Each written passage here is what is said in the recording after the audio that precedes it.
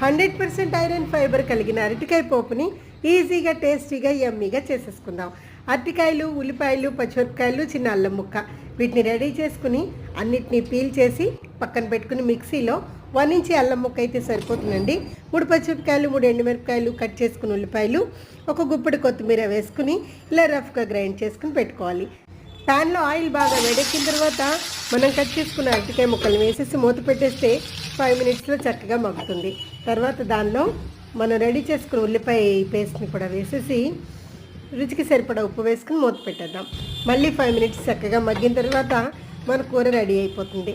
దాన్ని చక్కగా కలుపుకుని వేరే ప్యాన్లో కొంచెం ఆయిల్ వేసుకుని శనగపప్పు, మినపప్పు, ఆవాలు, జీలకర్ర బాగా వేగిన తర్వాత కరివేపాకు, ఎండుమిరపకాయలు వేసుకుని స్టవ్ ఆఫ్ చేసేసి కొంచెం పసుపు వేసి ఈ పోపుని దానిలో వేసేయండి.